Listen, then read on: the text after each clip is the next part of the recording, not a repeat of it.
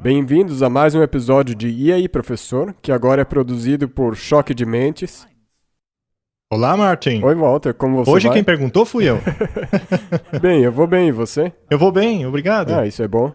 Esse Clash of Minds tem qualquer diferença do Amazing Discoveries África? Bem, o mesmo objetivo, propósito, mesmo de tudo. O nosso foco sempre foi levar atenção ao choque de mentes. Exatamente, é por isso que nós intitulamos esse episódio aqui de Choque de Mentes. Choque de mentes. Nós vamos falar sobre algumas coisas sobre as quais já falamos no passado. E veremos também porque elas são relevantes para o tempo em que vivemos agora. Então vamos abrir com uma palavra de oração. Nosso Pai nos céus, existe tantas coisas acontecendo no mundo e nós precisamos de clareza. Existe muito conflito de mentalidades acontecendo e nós precisamos do Teu Espírito Santo para que nos guie através disso. Então nós pedimos que Tu guies nossas mentes, em nome de Jesus. Amém. O mundo aí fora é um campo minado, Martin. E em meio a todo esse montão de ideias, em algum lugar precisamos encontrar a trilha da verdade. E uma vez que a encontramos, toda sua mentalidade deve mudar. E então o velho e o novo entrarão em choque. É como Martinho Lutero disse, não é? Que as mentes debatam, mas que os punhos permaneçam imóveis. Bem, vamos começar do início. Gênesis 3, verso 15. E porei inimizade entre ti e a mulher, e entre a tua semente e a sua semente, e esta te ferirá a cabeça, e tu lhe ferirás o calcanhar. O que fica na mente, Martin?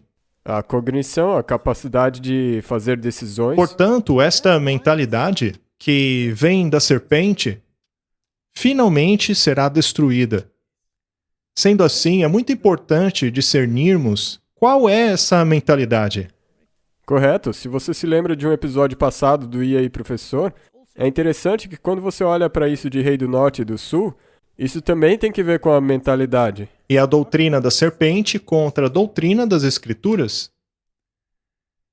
Temos aqui uma citação de Mensagens Escolhidas. Mas Satanás alcançou apenas o calcanhar. Ele não pôde tocar a cabeça. Na morte de Cristo, Satanás viu que ele fora derrotado. Ele viu que o seu verdadeiro caráter fora claramente revelado diante de todo o céu e que os seres celestiais e mundos que Deus criou estariam agora totalmente do lado de Deus. Ele viu que seus prospectos de influência futura com eles seriam completamente cortados. A humanidade de Cristo demonstraria pelos séculos eternos a questão que pôs fim à controvérsia. Aqui, então, temos uma declaração de que a mentalidade de Cristo jamais muda. Ela não pôde ser alcançada. Apenas o calcanhar foi. Por outro lado, a outra cabeça seria esmagada. Martin, é interessante que a mentalidade do inimigo de Cristo seja também a mentalidade do mundo. É mesmo. E isto é uma coisa bastante triste. Quanto do mundo precisa ser alcançado com a mentalidade de Cristo? O mundo inteiro. O mundo todo? É por isso que Jesus também disse: vocês estão no mundo, mas não devem ser do mundo. Exato. Tiago 4, verso 4.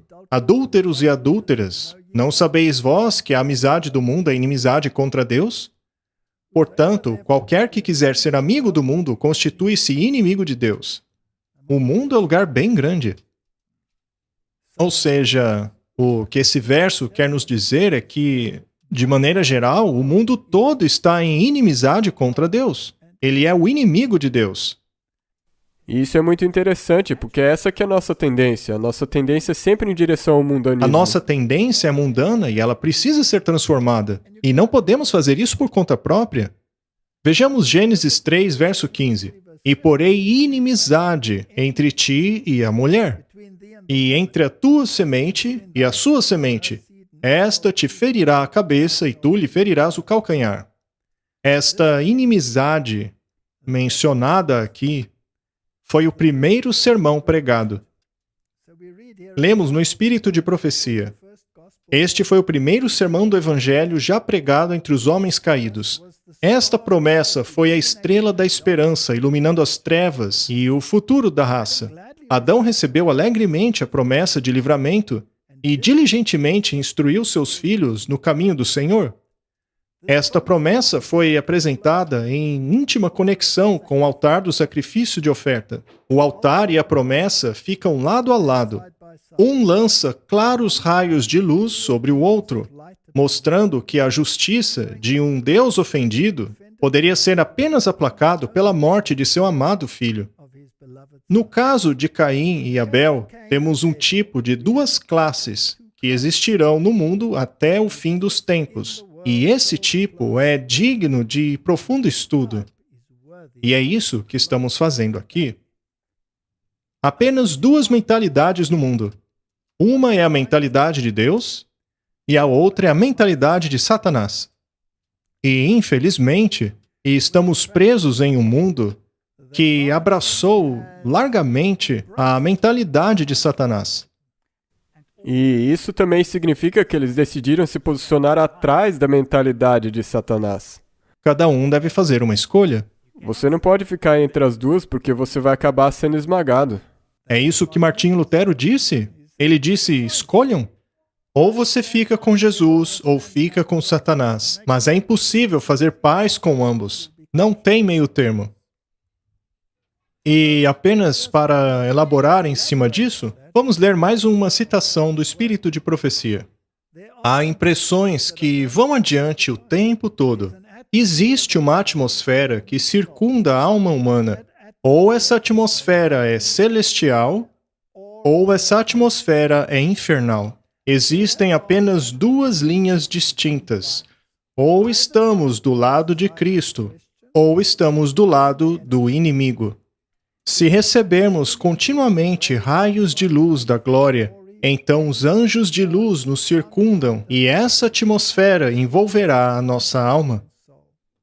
As nossas atitudes e palavras testemunham de uma conversão genuína a todos dentro da nossa esfera de influência. O Espírito e a noiva dizem, vem, e aquele que ouve diga, vem, e aquele que tem sede, venha. É interessante, Martin, que ele diga, venha comprar de mim. Sem dinheiro. Compre pão.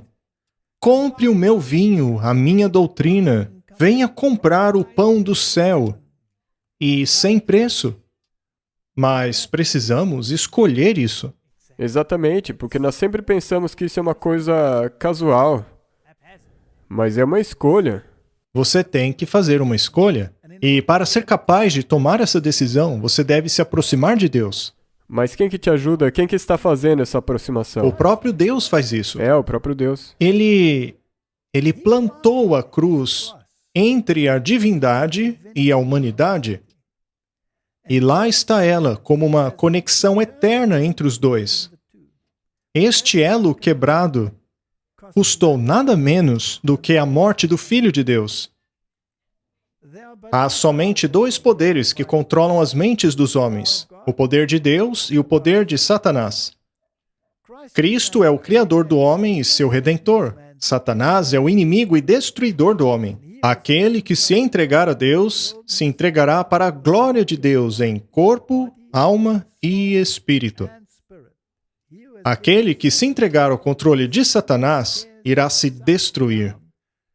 E não apenas ele, mas aquilo que o circunda. Isso é um fato da história. Nós estamos presos nessa situação. Mas esse choque de mentes deve acontecer e precisamos tomar uma decisão. Temos mais uma citação aqui.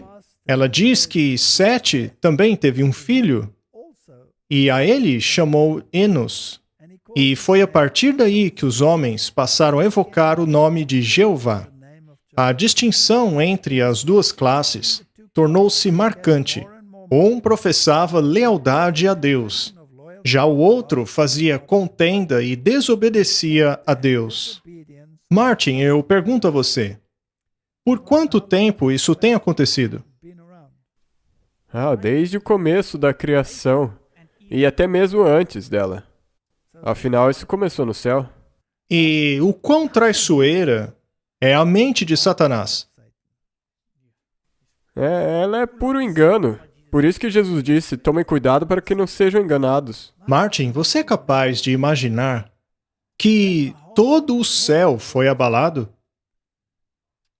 E que 1/3 dos anjos caíram neste engano? No começo, provavelmente, metade dos anjos estavam vacilando entre os dois. Mas no final, 1/3 dos anjos, Seres santos. anjos santos não caídos, optaram pelo rebelde. Isso é espantoso. E também é interessante que a simpatia pelo diabo foi somente abandonada e abolida no céu por causa da cruz, quando o verdadeiro caráter dele foi revelado. Mas e nós, como somos teimosos, até mesmo sob a luz da cruz? Ainda assim, nós escolhemos sermos rebeldes. Temos aqui a famosa citação de Martinho Lutero, que as mentes se choquem, mas que os punhos se abaixem. E, infelizmente, isso se aplica apenas aos cristãos. Satanás, em hipótese alguma, irá abaixar os seus punhos. Se tratando de choque de mentes, quantas ideologias há por aí?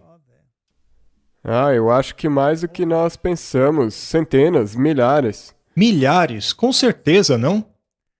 Se olharmos essa questão sob a luz da Bíblia e focarmos apenas nesse ponto, não há um tremendo choque de mentes no mundo em relação às origens, sobre como tudo passou a existir? Criação intencional versus a teoria da evolução? Não é um choque de mentes? Um dos maiores, porque nós não falamos no episódio passado que existem tantos campos que baseiam todo o seu entendimento no pensamento evolucionista. Isso toca em cada aspecto da vida. Até mesmo o aspecto médico? Especialmente o aspecto médico. Martin, quantos bilhões e bilhões de dólares estão sendo gastos a cada ano apenas para propagar a ideologia, a mentalidade de Satanás, apenas em relação à saúde? Eu acho que daria até para erradicar a pobreza nessa terra se todo esse dinheiro que fosse aplicado ali fosse usado para cuidar das pessoas. E quanto dinheiro será que ele investe? Quanto tempo, quanto esforço em divulgar a sua ideologia? É incontável. Com certeza. Cada documentário sobre a natureza tem as propagandas dele ali. Em livros didáticos e tudo mais. Muito bem. Falemos sobre autoridade e lei. A lei de Deus. A autoridade de Deus contra a autoridade de um outro poder. Quanto tempo e esforço não é aplicado no debate sobre a autoridade de Deus e sua lei? Por incontáveis horas, e você também tem que colocar em perspectiva por quanto tempo essa discussão vem ocorrendo. Muito bem. E igrejas que se chamam igrejas cristãs, elas estão envolvidas nesse debate? Toda hora. Há então um choque de mentes? Sim. Fé e obras. Como somos salvos, Martin? Somos salvos pela fé? Será que recebemos pela fé a justificação imputada e transmitida de Cristo? Ou somos salvos pelas nossas obras? Pela justiça imputada, transferida. E o resultado disso é as obras. E quanto conflito de mentes tem nisso aí já? Quanto sangue não foi derramado no choque dessas mentalidades? É inacreditável. A palavra. A autoridade da palavra. Já tem um choque de mentes sobre a origem da palavra. Existe um choque de mentalidades na palavra em si e também em sua origem. Por acaso existem alternativas à palavra que estão por aí que se chocam contra a palavra de Deus? Quantos escritos ocultos existem por aí? Vejas da Madame Blavatsky? Eu acho que esse pêndulo está pendendo um pouquinho mais pro lado errado. Sim. Neste monte de pensadores e pessoas que se posicionam contra a palavra. E sabe o que é interessante, Martin? O livro mais vendido no mundo inteiro é a Bíblia. É o livro que mais foi distribuído em comparação a qualquer outro livro. E os escritos de Alice Bailey, os escritos da Blavatsky, os escritos de Albert Pike têm uma distribuição muito menor em comparação à Bíblia. Mas aqueles que possuem esses livros realmente os leem. É mesmo. A Bíblia, por outro lado, está na estante de muitos, mas é raramente lida. Não é verdade? É, isso é muito verdade. Não é uma coisa realmente triste? Quando se passa a conhecer essas duas mentalidades, torna-se óbvio que há um choque de mentes. Um tremendo choque de mentes. E por causa de todas as mentiras introduzidas pela teoria da evolução e também pelas outras questões, a dúvida é constantemente levantada sobre este livro. Este bom livro aqui. Eu acho que esse é o ponto principal desse choque. Simplesmente diminuir a autoridade desse livro. E ao considerar o esforço que ele aplica para lançar dúvida na primeira frase do livro, no princípio Deus criou, se ele puder lançar dúvida na primeira frase, ele então basicamente lançou dúvida no resto do livro. Este é um choque tremendo. E não para por aí. Naturalmente, há a questão do espírito de profecia. E até mesmo entre o meio daqueles que alegam serem o povo do livro. Será que não existe um choque de mentes em relação a isso? Até mesmo em nossa igreja? Está cheio disso. Não é algo triste? Infelizmente, esse conflito de mentes vai continuar conosco até Jesus vir aqui nos buscar. Se você ler o livro de Apocalipse, lá diz que o testemunho de Jesus é o espírito de profecia. Então, se você realmente acredita nisso, é o testemunho de quem que está sendo posto em dúvida? O testemunho de Jesus. É uma questão bastante séria. E ele também não é chamado de a palavra. Sim. Nem só de pão viverá o homem, mas de toda a palavra que sai da boca de Deus. Não será então que estão questionando cada palavra dita por Jesus? Se você questionar a Bíblia, o espírito de profecia, você estará nesse caminho perigoso. Exato. Muito bem. Vejamos outras coisas agora. Como controlar as mentes dos homens? Essa é uma questão muito séria no que tange ao choque de mentes? Muito bem. Então, temos um choque entre a coerção e a liberdade de consciência. O quão veemente este choque está se tornando nos dias de hoje? Bem, eu acho que se você olhar para os últimos 2 anos e o que atualmente está acontecendo, você pode ver que tem uma grande mudança na maneira como eles controlam o que você deve acreditar. Muito bem. Então, existem duas táticas envolvidas. Não é apenas um choque de mentes, mas também um choque de táticas que procuram levar uma mentalidade ou outra a serem escolhidas. Uma mentalidade é um poder que convence, baseado em amor. Ela teve o seu ápice na cruz.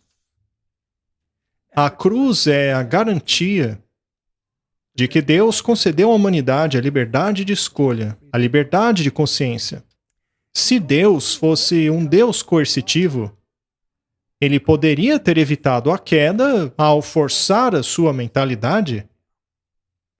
Essa é a beleza de Deus. Ele nunca força a sua mentalidade. Quando eu for exaltado, forçarei todos a virem a mim. É isso que ele diz? Não. Não. Quando eu for erguido, eu atrairei todos a mim. Por outro lado, a outra mentalidade procura forçar. Você Sim, vai fazer o que eu quero. Você pode fazer leis e tudo mais, mas vai fazer o que nós queremos. Poderia esse choque de mentes entrar até mesmo no povo de Deus? Infelizmente, sim. Vamos agora a um ponto de vista mais naturalista. A questão da reforma da saúde. Existe um choque de mentes aí? Existe um grande choque de mentes no mundo sobre isso. E em quais níveis? Nos níveis mais superiores, em todos os níveis. Do não início existe ao fim, nenhum não que- é? Todo mundo. Não importa se você frequenta a igrejinha do interior ou se você vai lá no alto escalão da igreja. Você encontrará este choque de mentalidades. E o que dizer então da Trindade? Existe um choque em relação a isso? Alguns pensam que compreendem exatamente como Deus funciona, como ele trabalha. Elas criam parâmetros e exigem que Deus trabalhe dentro deles. Eles entram numa caixinha e ficam só naquilo. É aquilo que é o evangelho deles. Ora, Deus, por acaso, não vai além de nossa capacidade humana? Vai tanto que não dá nem para imaginar. É impensável, inescrutável. Martin, este é um vídeo bastante interessante. Se trata dos pensamentos de Yuval Harari, da Universidade Hebraica. Ele é um homem muito proeminente hoje. Ele faz muito sucesso no TED e tornou-se popular em muitos lugares do mundo. E, é claro, ele é um dos conselheiros de Klaus Schwab, Sim, o Fórum Econômico Mundial. do Fórum Econômico Mundial. E a maneira como eles pensam, a maneira como eles operam, é fascinante. Vejamos o que ele tem a dizer. Mas alguns governos e corporações governamentais, pela primeira vez na história, têm o poder de basicamente hackear seres humanos. Fala-se muito sobre hackear computadores, hackear smartphones, hackear contas bancárias, mas a grande história da nossa era é a capacidade de hackear seres humanos. E por isso eu quero dizer que se você tiver dados suficientes e poder de computação suficiente, você pode entender as pessoas melhor do que elas entendem. E então você pode manipulá-las de maneiras que antes eram impossíveis. E em tal situação, o velho sistema democrático para de funcionar. Precisamos inventar a democracia para essa nova era em que os humanos são agora animais hackeáveis. Você sabe, toda essa ideia de que os humanos têm isso de que eles têm essa alma ou espírito e eles têm livre-arbítrio e ninguém sabe o que está acontecendo dentro de mim, então o que eu escolher, seja nas eleições ou seja no supermercado, esse é o meu livre-arbítrio, isso acabou. Precisamos aceitar o fato de que, assim, novamente é aqui que a filosofia se encontra com a ciência da computação e a biologia. Não importa o que você pensa em última análise, é a verdade do universo. Você tem que perceber que praticamente hoje temos a tecnologia para hackear seres humanos em grande escala. E isso significa que precisamos reinventar a democracia. Martin, você está pronto para abrir mão de sua liberdade de escolha? Com certeza não. Jesus deu a vida para que eu pudesse ter a liberdade de escolha. Qual foi o preço da sua liberdade de escolha? A morte do Filho de Deus. Pode imaginar isso? Há pessoas que pensam que sua liberdade de escolha pode ser simplesmente ser jogada pela janela. E é interessante que, quando eles estavam planejando essa moeda digital, essa nova moeda não é apenas um dígito que você pode usar da maneira que bem entende. Parece, Martin, que ela será programada para que você apenas escolha aquilo que você pode comprar. Exatamente. É que nem quando eles dizem você não vai possuir nada e mesmo assim vai ser feliz. A felicidade vai ser ligada àquilo que eles decidem para você que deve ser a sua felicidade. Exato. Eles dirão, você pode comprar esse tanto por mês. Mais do que isso, sinto muito, seu dinheiro não poderá comprar. Sua liberdade de escolha será removida. Agora, é claro, a pergunta é: quem suplanta sua liberdade de escolha? Bem, os agentes do diabo, porque é a mentalidade do inimigo remover as suas liberdades. Sim, o inimigo utiliza táticas coercitivas. Ele sempre fez assim. Ele sempre forçou. Ou você faz o que eu digo, ou você morre. Não é o que Caim fez a Abel? Essa mentalidade tem estado aí desde o início. E este é um aspecto muito importante do choque de mentes. Deus deseja que nós tenhamos a mentalidade de Deus, mas Ele jamais nos forçará. Se você se perder, será por sua própria escolha. E sabe de uma coisa? Não existe um outro sistema mais lógico do que o encontrado na Bíblia. Exatamente. Martin, me diga apenas um dos 10 mandamentos que seja irrelevante. Nenhum deles. E se você realmente quiser colocar dessa maneira, se você parar para pensar, qual dos 10 mandamentos que não é para o seu próprio bem? Todos são. Todos eles. E para todos. E o que também é interessante disso que ele disse é que eles podem manipular a sua mente. Então, quantas pessoas será que eles vão manipular para que pensem que a maneira que eles querem instaurar essa nova liberdade é melhor para você? Eles estarão manipulando as mentes e eles já estão se ocupando com isso já. Outra coisa interessante. Uma pessoa pode rejeitar totalmente a Deus e ainda assim ser contrário a essa manipulação mental. Mas você será enredado em tantos níveis diferentes que você nem se dará conta. É isso mesmo que eu estava tentando dizer. Se você não estiver firmado na palavra e no que a verdade é, o que é a realidade, então, infelizmente, eles vão sim manipular a sua mente. Para compreendermos corretamente esse choque de mentalidades, precisamos voltar no tempo e estudar a história e colocá-la sob perspectiva. Não é conspiração. É profecia bíblica, história bíblica. Esta é uma citação de Testemunhos para a Igreja, volume 8, página 307. Existe um estudo da história que não deve ser condenado. A história sagrada era uma das matérias das escolas dos profetas. No registro de suas interações com as nações, foram traçadas as pegadas de Jeová. Da mesma maneira, hoje, devemos considerar as interações de Deus com as nações da terra. Devemos ver na história o cumprimento das profecias, estudar as obras da providência nos grandes movimentos reformatórios e compreender a progressão de eventos na ordenação das nações na batalha final do grande conflito. Podemos encontrar pistas em relação ao que acontece no mundo hoje estudando a história, não é? Como que é aquele ditado mesmo? Se você não aprender a partir da história, você está condenado ou inclinado a repeti-la. Exatamente, é isso que acontece. Precisamos estudar a história sagrada.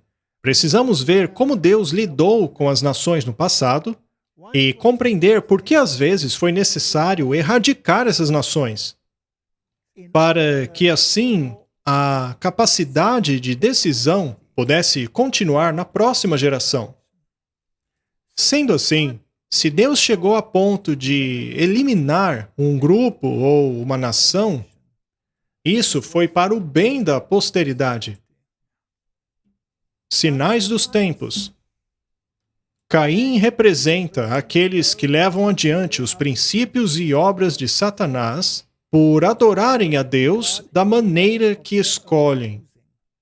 Assim como o líder que seguem, eles estão dispostos a render uma obediência parcial, mas não a total submissão a Deus. A classe de Caim de adoradores é de longe a mais numerosa, pois cada falsa religião que foi inventada foi baseada no princípio de Caim, de que os homens podem depender de seus próprios méritos e justiça para sua salvação.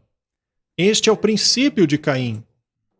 E, de longe, a maioria das pessoas aderem aos princípios de Caim. Não é uma situação triste? Isso é muito triste. E é importante que você talvez possa nem saber que está nesse lado de Caim se você não ler esse livro. Exato. Vamos dar uma olhada nisso novamente. Gênesis 4, verso 15. E o Senhor disse a ele: portanto, qualquer um que matar a Caim, 7 vezes será castigado. E pôs o Senhor um sinal em Caim, para que o não ferisse qualquer um que o achasse. É uma declaração muito interessante. E ela está em Gênesis capítulo 4. Foi feita logo após a queda, que é relatada em Gênesis 3. Mas o que é esta marca? Bem, é uma bandeira, um sinal, um monumento, uma marca, um milagre, um sinal. É a mesma palavra utilizada para o sábado. Um sinal entre Deus e os homens. Portanto, há a marca de Caim e a marca de Deus. Há o sinal de Caim, caso você queira essa palavra, e o sinal de Deus. Mas que sinal é esse? É o sinal da autoridade. Quem possui autoridade? Eu dou a vocês o meu sábado como sinal entre eu e vocês, de que eu sou o Senhor que o santifica. Essa é talvez a colisão, o choque primário, a autoridade dele. A autoridade? A qual autoridade você se submete? Em quem você crê? Veja as primeiras palavras da serpente. É verdade que Deus disse isso? Ela questionou o que Deus disse. Questionou a mentalidade de Deus. Ela foi diretamente contra a mentalidade dele. Não, a mentalidade de Deus está errada. Essa é a correta. Êxodo 31, 13.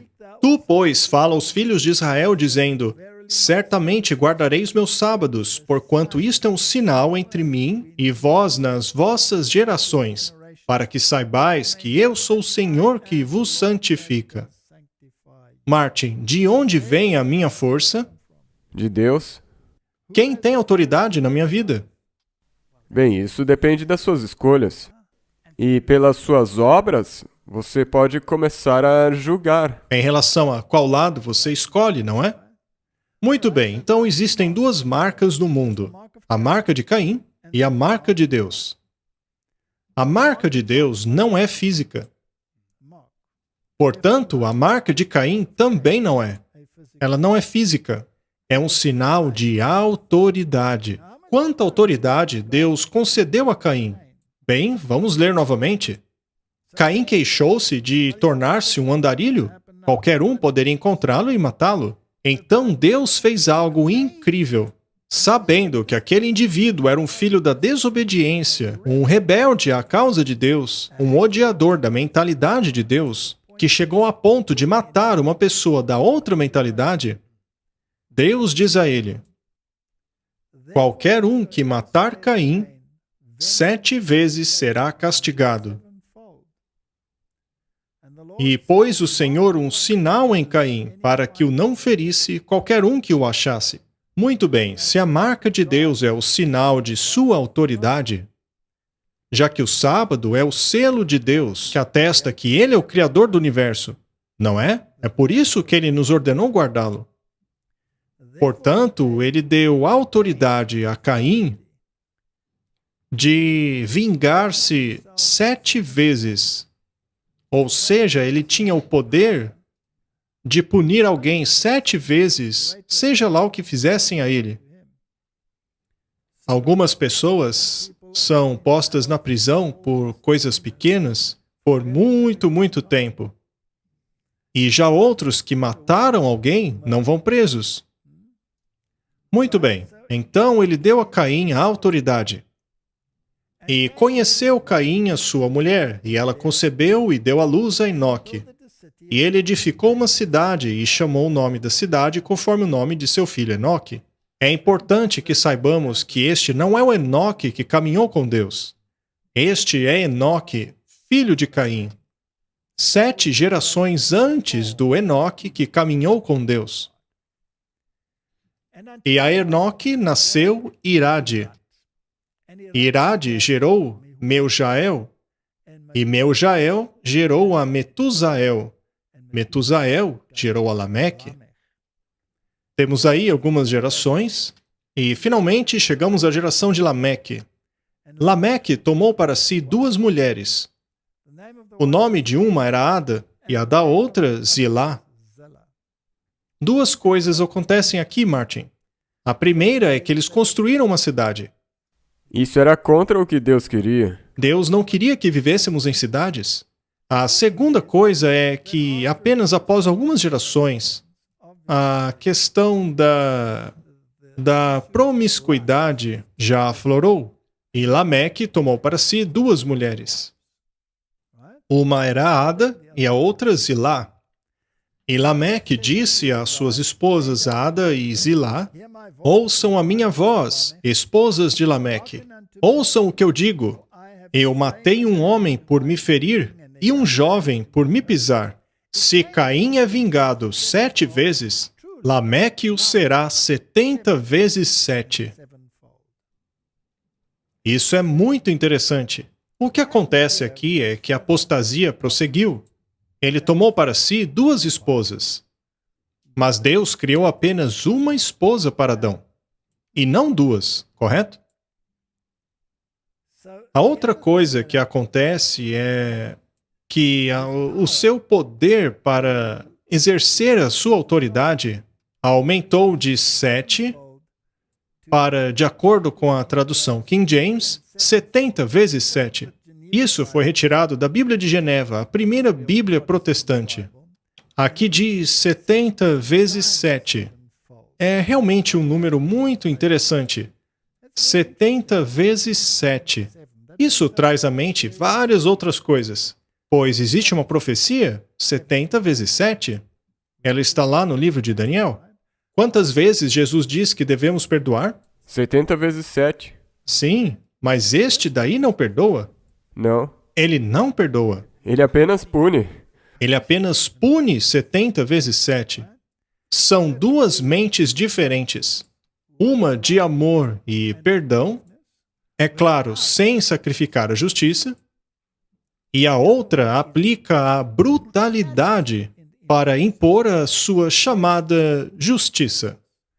Então, essas pessoas, Caim e sua posteridade, tornaram-se os governantes dos filhos da desobediência. Eles possuíam a marca de Caim, a marca de autoridade.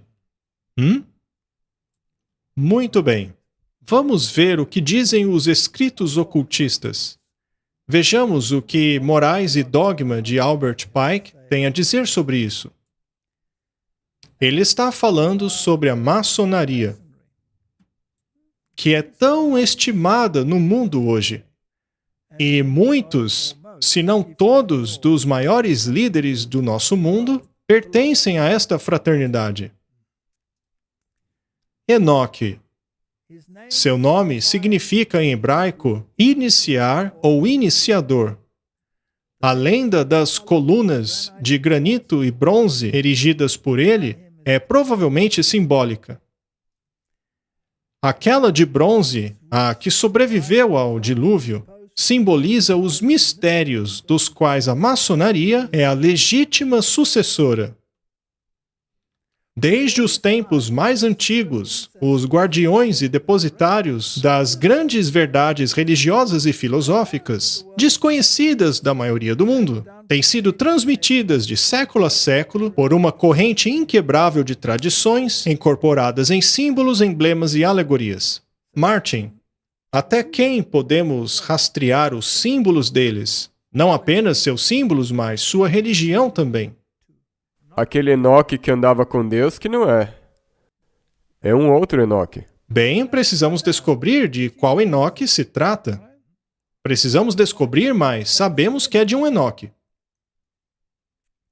Enoque, filho de Jared, descendeu de Arão através da linhagem de Sete, a 7ª geração desde Adão. De acordo com Ussher, Enoque teria nascido em 3.382 a.C.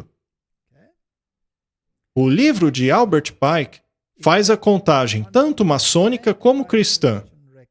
As datas dadas são as seguintes: 5.680 AM, que significa Anno Mundi, ou Ano do Mundo.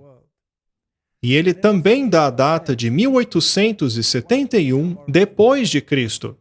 Ou seja, o livro Morais e Dogma foi escrito em 1871 depois de Cristo, ou 5.680 Anno Mundi, Ano do Mundo. Mas a que volta esta data? Vamos descobrir.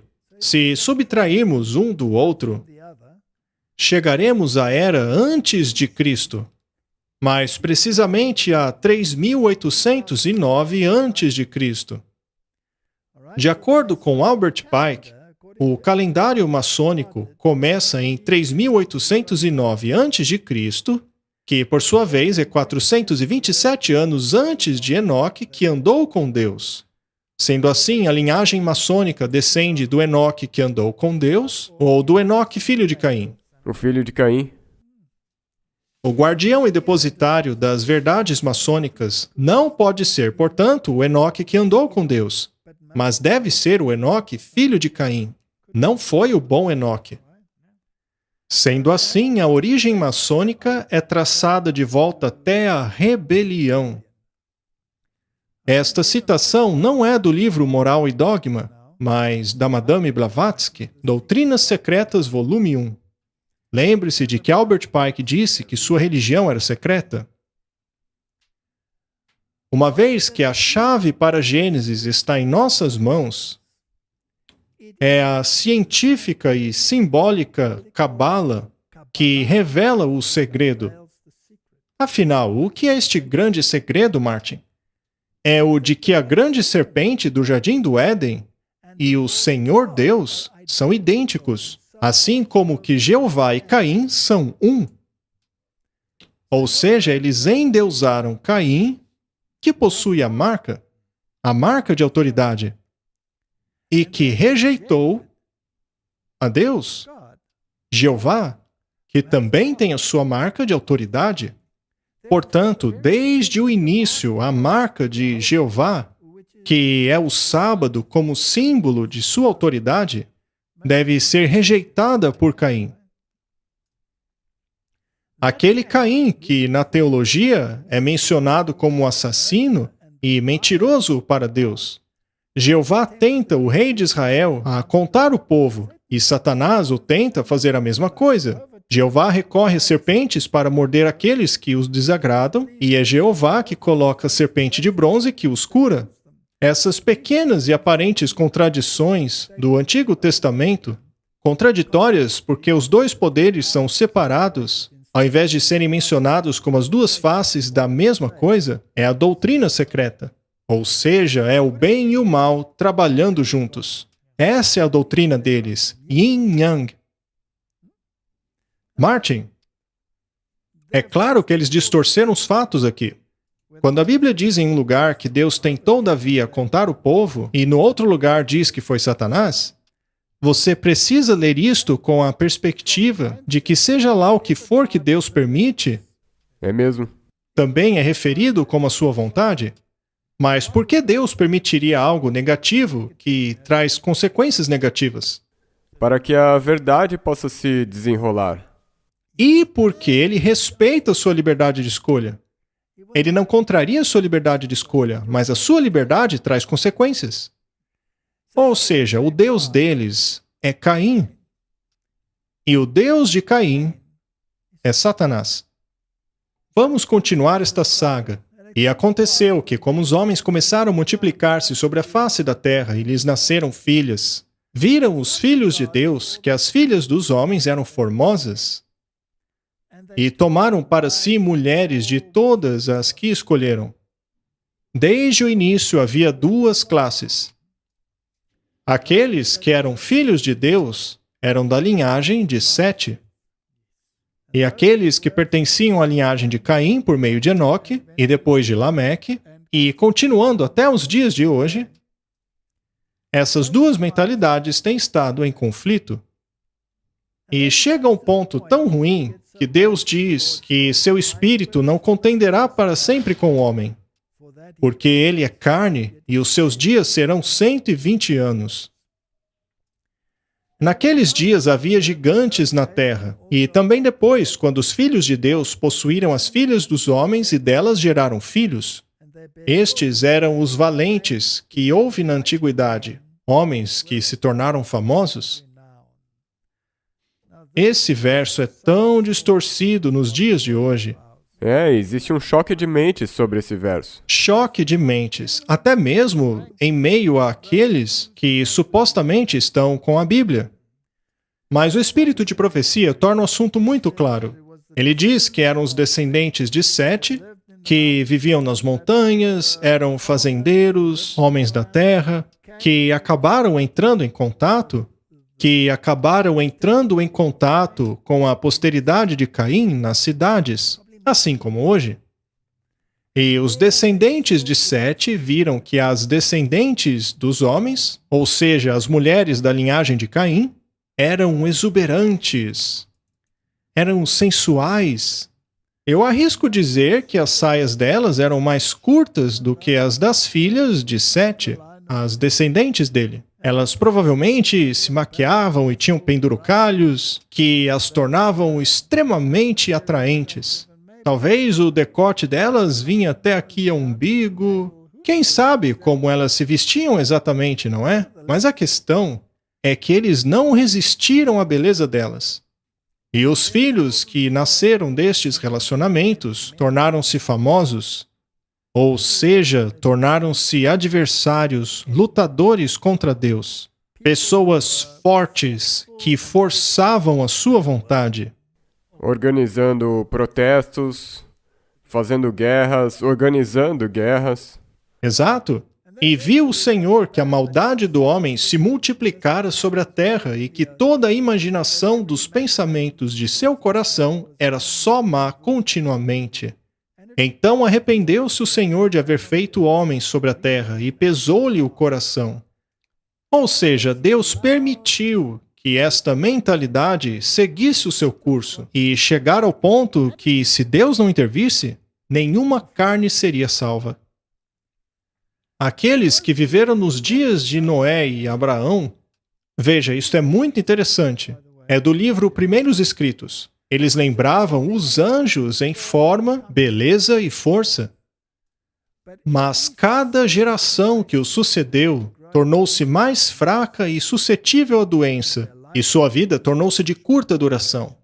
Satanás tem aprendido como enfraquecer a raça humana. Desde lá atrás, Martin, desde o dilúvio até o tempo de Abraão, os homens tinham grande estatura. Com aparência de anjos. E o interessante é que, se você parar para pensar, quando aqueles 3 homens vieram até Abraão, e um deles era Jesus, e eles estavam a caminho de destruir Sodoma e Gomorra, eles eram anjos. Eles se pareciam como seres humanos, porque não havia muita diferença física entre eles. Sim, eles eram homens famosos de grande estatura. Comparados a nós, que nos tornamos anões por causa da degeneração, eles eram gigantes. E algumas gerações ainda tiveram esse gene gigante, até mesmo até o tempo de Davi. Mas então ele praticamente desapareceu de toda a humanidade. Precisamos, portanto, entender corretamente esses versos na Bíblia.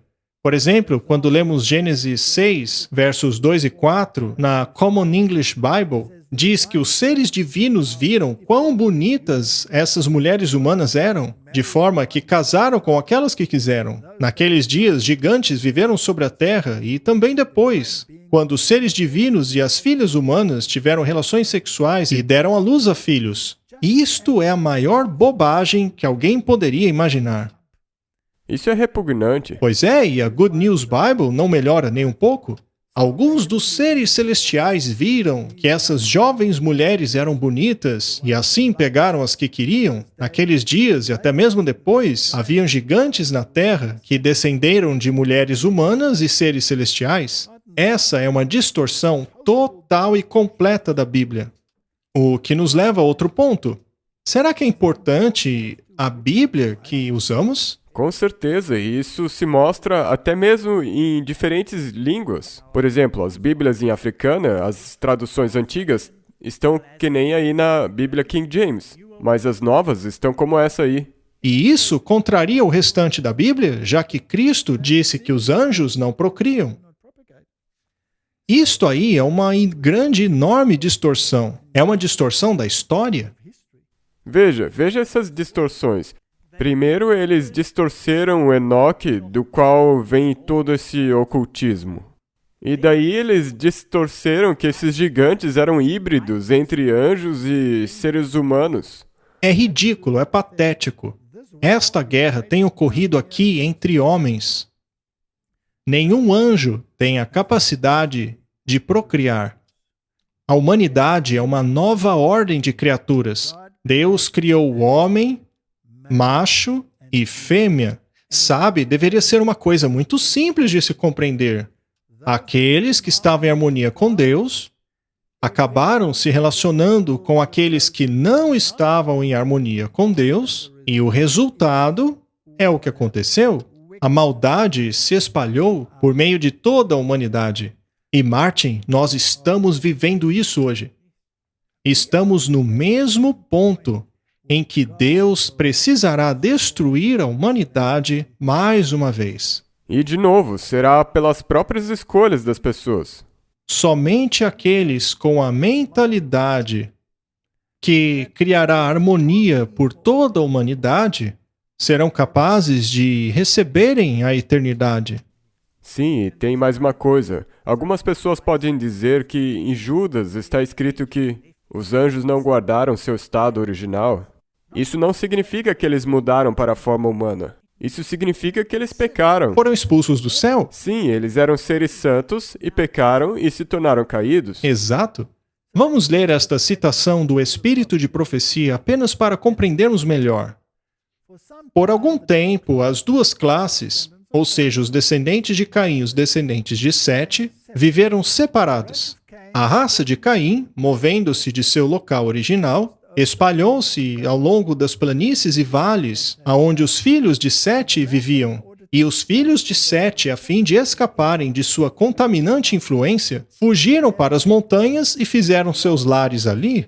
Enquanto durou essa separação, eles mantiveram a adoração a Deus em sua pureza. Mas, ao longo do tempo, eles se aventuraram, pouco a pouco, a mesclar-se com os habitantes dos vales. Esta associação produziu os piores resultados. Os filhos de Deus viram que as filhas dos homens eram bonitas. Os filhos de Sete, atraídos pela beleza das filhas dos descendentes de Caim, desagradaram o Senhor por casarem-se com elas. Muitos dos adoradores de Deus foram atraídos ao pecado por causa das más influências constantemente diante deles agora e perderam o seu santo e peculiar caráter.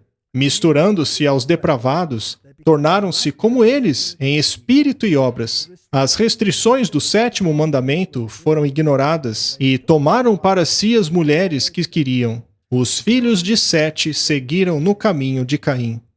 Citando aqui Judas 11. Eles fixaram suas mentes na prosperidade e prazeres mundanos e negligenciaram os mandamentos de Deus. Os homens não reteram Deus em seu conhecimento, eles tornaram-se vãos em suas imaginações e seus tolos corações foram entenebrecidos. Portanto, Deus os entregou a uma mente vazia de julgamento. Verso 28. O pecado espalhou-se sobre a terra como uma lepra mortal. Temos aqui mais um exemplo em que Deus permite que os homens sigam o seu caminho. É um exemplo da vontade permissiva de Deus. Mas por que ele permitiu isso? Porque ele tem que deixar isso acontecer para mostrar o que significa, o que acontece quando você não escolhe a mentalidade dele.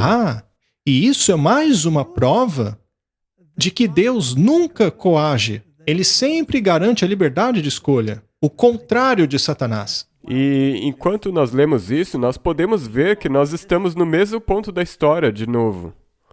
Ao voltarmos à história antiga, a história assíria e a babilônica, há essa interessante história do rei Marduk e do sinal de Anu, que é a espada e o tridente. O tridente é este instrumento de 3 pontas aqui, e a espada é o símbolo de autoridade, correto? E se você olhar cuidadosamente no fundo aqui, você perceberá um sinal, que é chamado de o sinal de Anu. Então, Anu deu a Caim um sinal. Portanto, o Marduk, na verdade, representa Caim? o Caim, ou posteriormente o Enoque, e mais tarde Lameque, e assim por diante, seja qual for o governante descendente. E ele possui autoridade sobre essa terrível criatura aqui, que são os filhos da desobediência. Muito bem, os filhos da desobediência, ou seja, essa terra, deveriam estar sobre o domínio de Caim. E a punição era muito, muito severa. É interessante, Martin, que minha esposa estava ensinando numa escola para crianças problemáticas. Elas vinham de históricos terríveis. E houve um ponto que ela estava perdida. Ela não sabia mais o que fazer com a desobediência delas. Pois ela estava tentando ser gentil, cristã, mas eles faziam disso uma piada completa. Um dia, então, ela decidiu que isso não estava funcionando. Não estava. Ela então disse, ok, vamos fazer algo diferente. Não vou colocar mais as regras. Vocês vão mandar agora. Agora são vocês, os desobedientes, que farão as regras. Sendo assim, de agora em diante, vocês vão definir as punições. E ela passou a escrever as regras deles no quadro. E ela disse a eles, muito bem, então são essas as regras que vocês querem? E sabe, as regras eram super estritas. As regras eram 10 vezes piores que as delas. 70 vezes 7. 70 vezes 7. E eles mesmos aplicaram.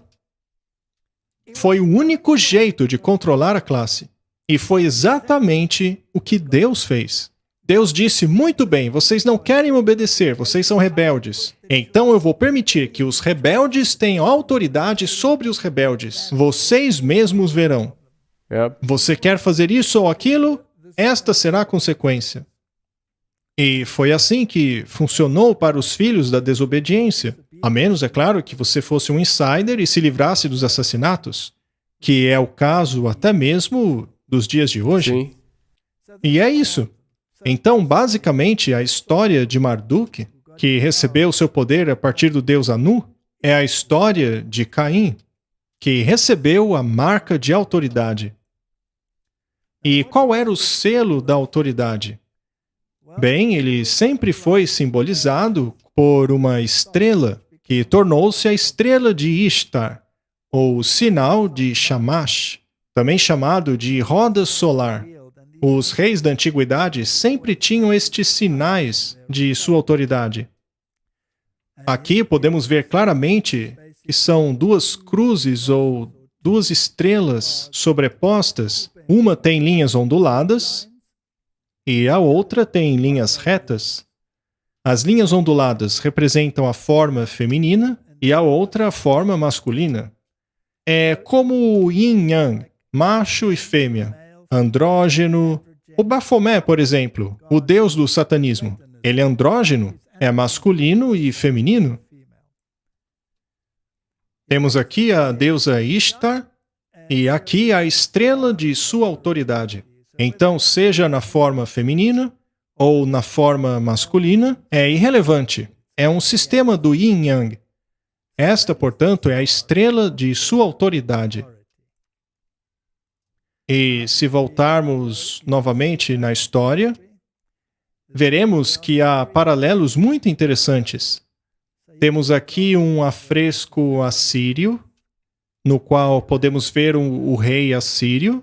E aqui vemos alguns vassalos prestando homenagem a ele. E é interessante que este pequeno obelisco preto de Salmanassar III revela quem é esse vassalo se curvando. E, segundo ele, é Jeú. E isto é realmente magnífico. Temos aqui então este rei, e perceba o aparato em sua cabeça. Ele é quem possuía a autoridade. E qualquer outro estado deveria ser submisso a esta autoridade. E Jeú representa as tribos do norte de Israel, e ele, naturalmente, era submisso a Salmanassar III.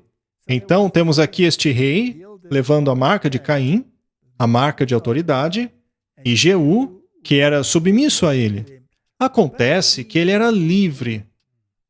Ele poderia governar em seu próprio país, porém sob permissão de Salmanassar. E para manifestar a todos sua liberdade, ele vestia um chapéu específico. É chamado de o chapéu frígio. Podemos ver aqui eles trazendo presentes. Veja como todos estão usando esse chapéu. Não é interessante? É disso aí que o ocultismo retira o seu simbolismo.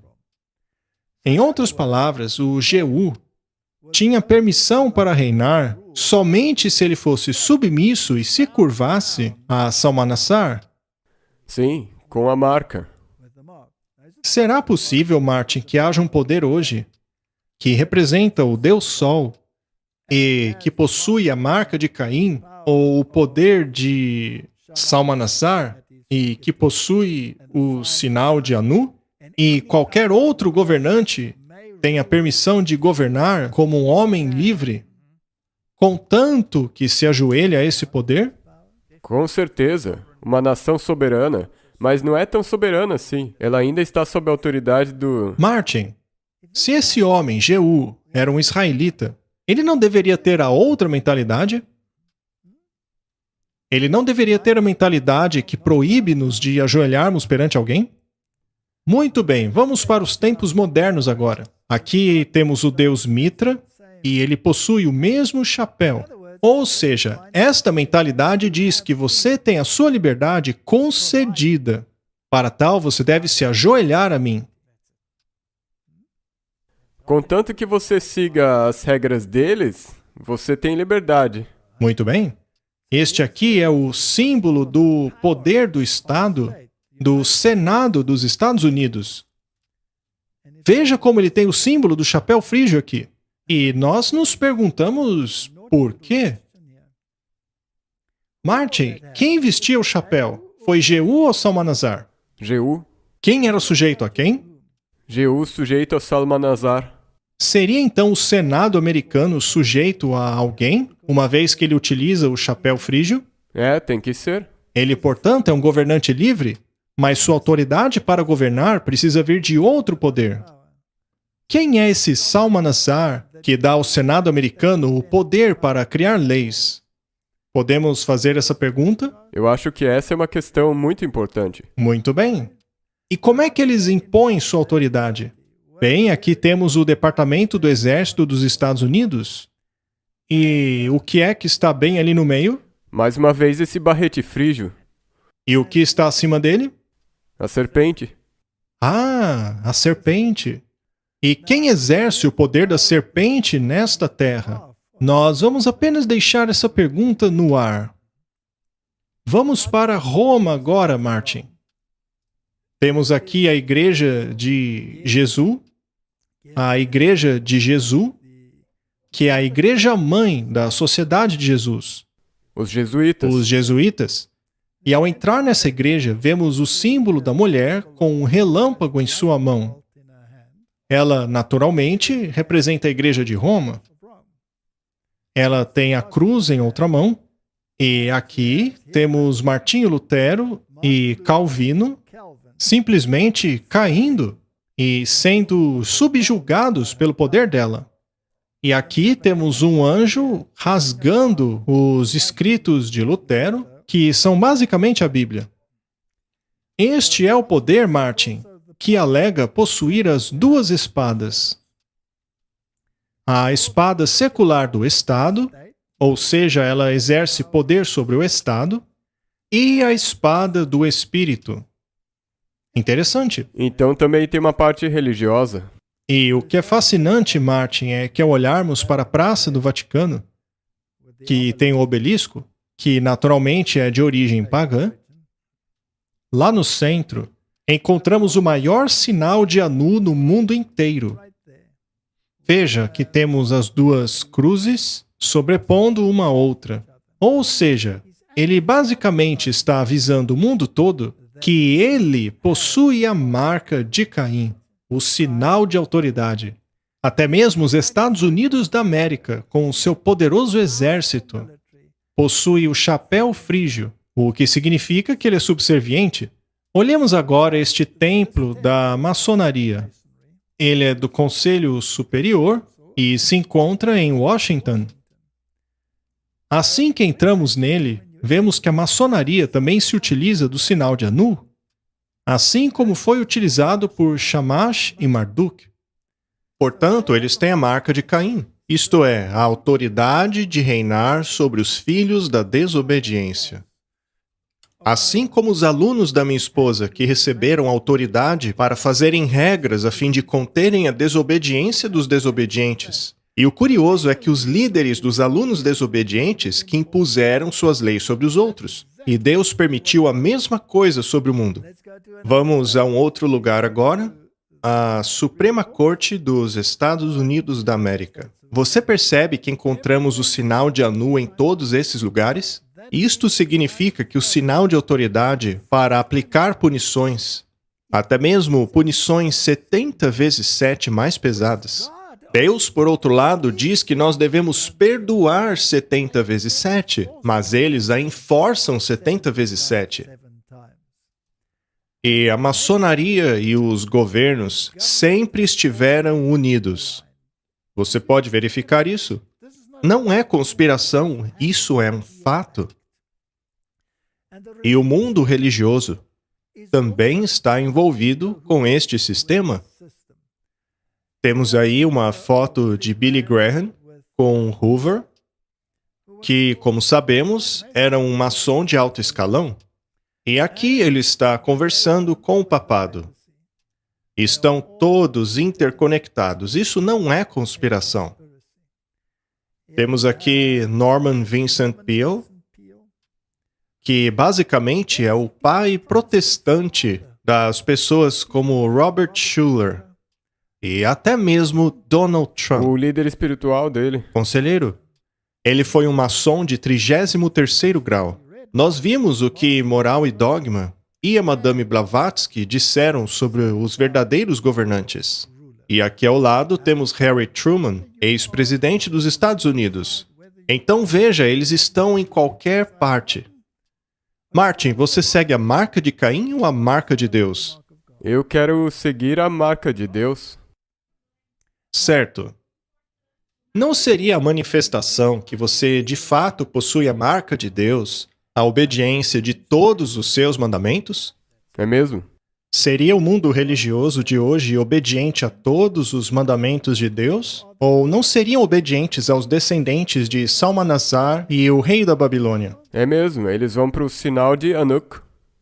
E não é interessante, Martin, que até mesmo os judeus agradeçam o Papa por exonerarem os judeus no que se refere à morte de Jesus? É, então quem que tem autoridade para fazer isso?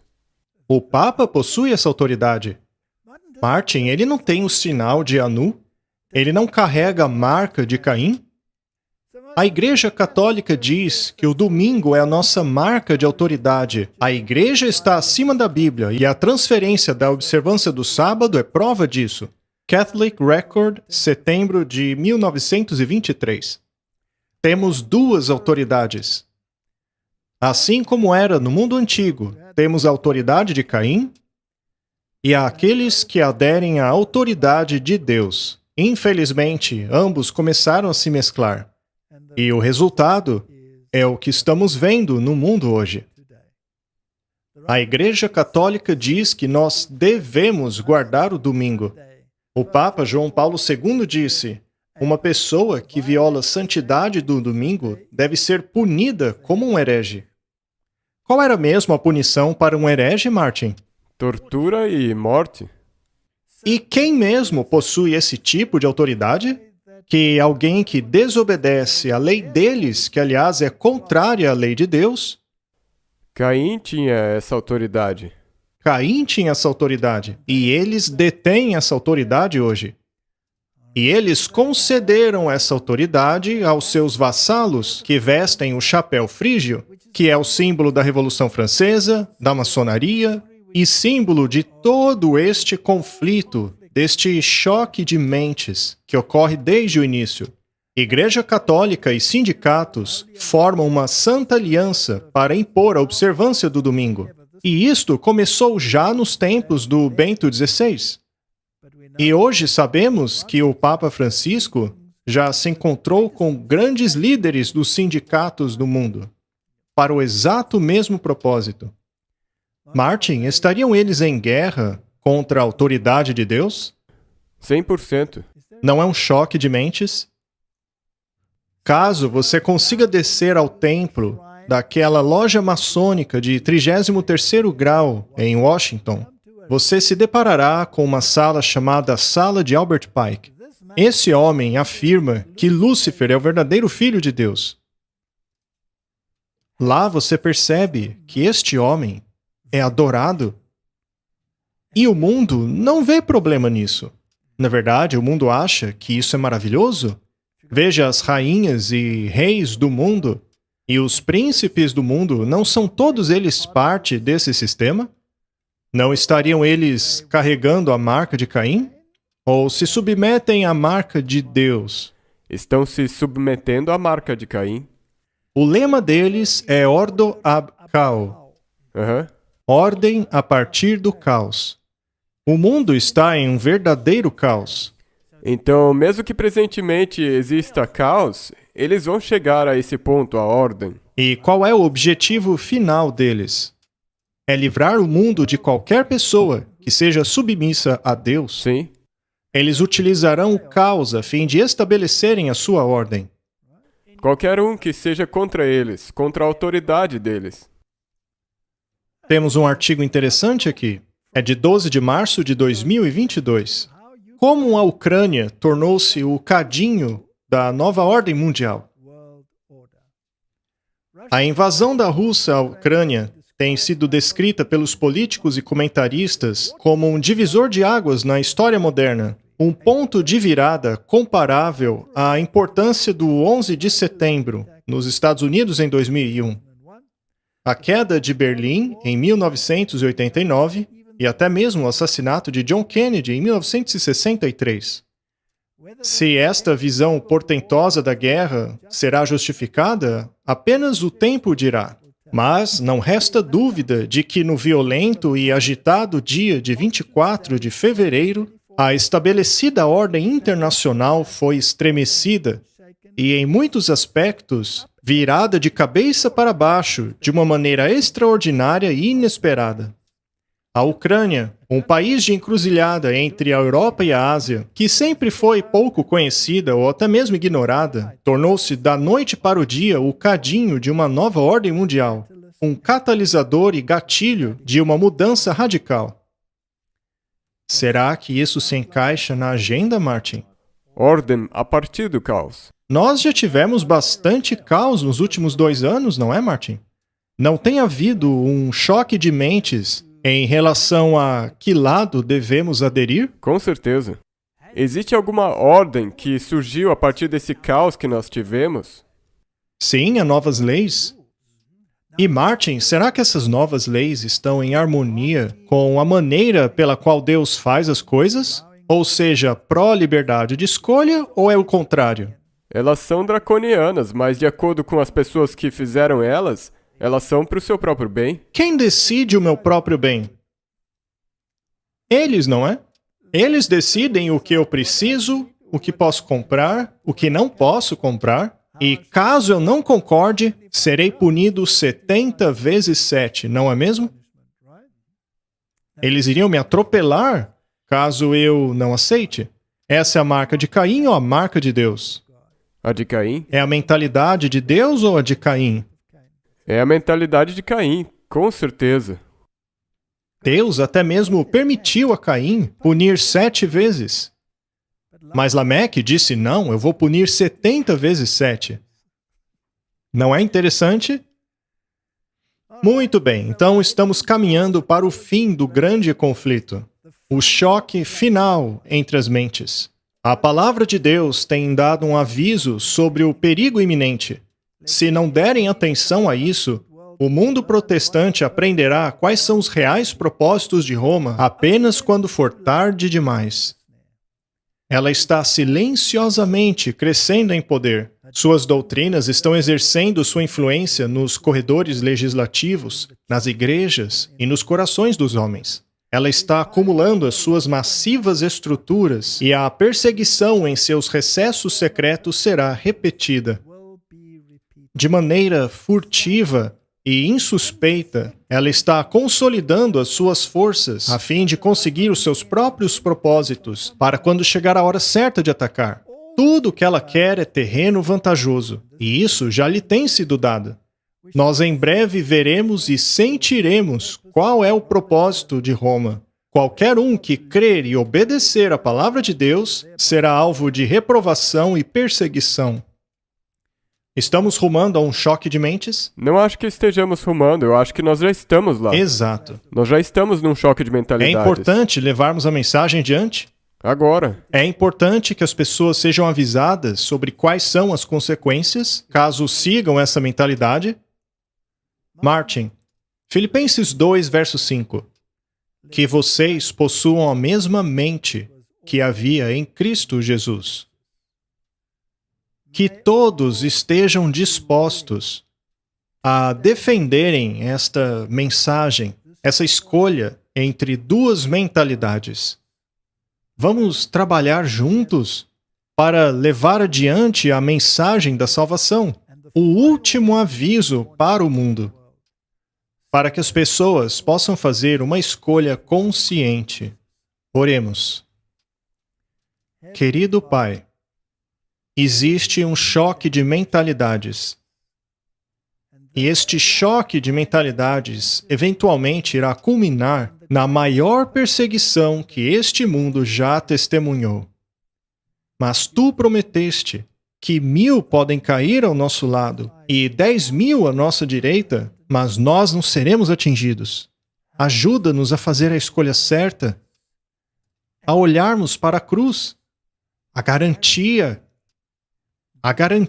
de que aquele que faz as leis do universo é um Deus de amor que está disposto a dar a vida por aqueles que transgrediram sua lei.